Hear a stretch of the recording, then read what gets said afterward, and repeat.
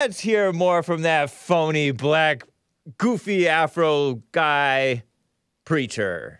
To the well. I believe in a division of people who've been ostracized coming to the well. I see white folk and black folk. I see queer folk and straight folk. I see rich folk and poor folk coming from the block to the well of life. Demanding justice right now. Not tomorrow, but right now. Justice right now. It is this movement. Right now. That's going to change this country. It's this movement in this moment in time that's going to change the country. And I'm so glad. Oh, I'm so glad. Yes, I'm glad. Oh, I'm glad. Yes, I'm glad. I'm so glad.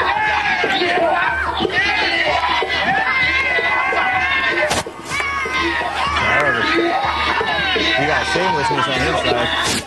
I'm so glad. I'm so glad. I'm so glad. Are you glad? Are you glad? Is anybody else? It is a celebration, clearly on the steps there in Shelby County, the Shelby County Commission that just again voted back. That's MSLSD reporting. Shelby County Commission. I guess that's Memphis area, Tennessee. Tennessee. Terrible. They voted. Did they unanimously vote to put that guy back in there? He doesn't belong there. Because the based Republicans in Tennessee ousted that guy out of their thing. But no. Greg Price tweeted that out. He's a purportedly right-wing sort of journalist guy. We have a very serious plague of theater kids occupying positions of power in government. That was Justin Pearson shouting on the street. He's one of the Tennessee three stupid people. Sorry, kids, parents. Bad example, Hake. That he disrupted a meeting in the House, and he was a Congress male, right? A state Congress male or assembly male or whatever those phony politicians are, state representative out of the Memphis area. Him and then that black Hispanic Mexican Indian guy, Justin Jones with the long hair and the apocalypto sort of face, but black too, wide nose like a black, and that purportedly white female. Who also doesn't belong, fat, old. Shout out to the fat, old people. But who also doesn't belong there, but they didn't kick her out because she's white. Because they disrupted the thing for violating the Second Amendment. Give me a break. Ridiculous.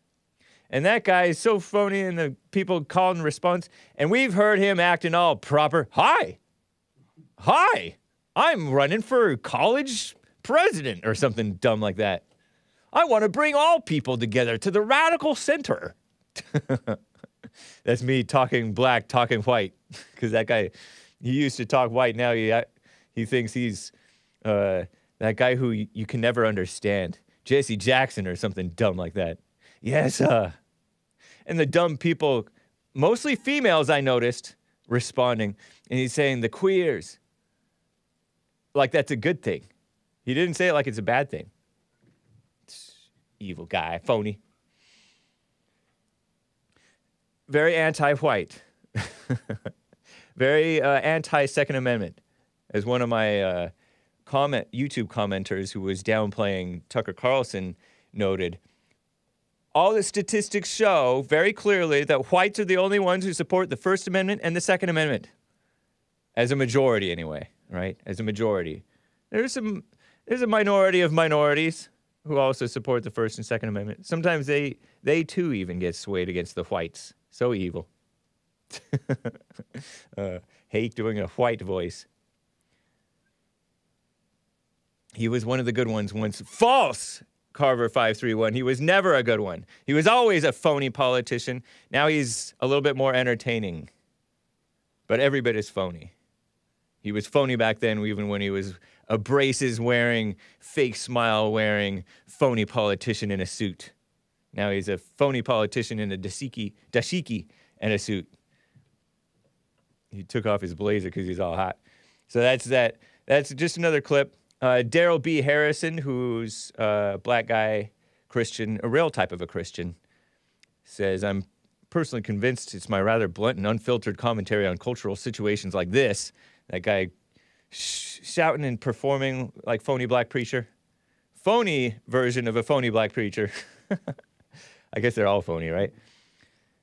Makes it a little difficult to follow my account for some people. I make no apologies for it. Daryl B. Harrison of Grace Community Church.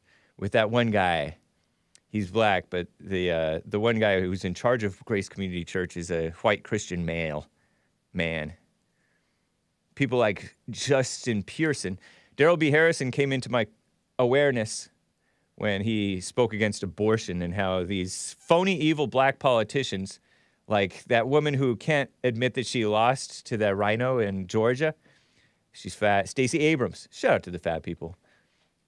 Stacey Abrams, this black female who was propped up by all the phony stars, saying that she's the daughter of two preachers and she supports abortion and baby killing and stuff like that. There's another guy, black. Oh, yeah, Raphael Warnock, who's all in favor of abortion, the preacher from MLK's church. Raphael Warnock. These demon rats, black demon rats. People like Pearson are social justice snake oil salesmen. It's kind of a redundant, because social justice is fake. It's not justice. Leveraging the ignorance of his constituents. Whoa, don't call them ignorant. That's racial.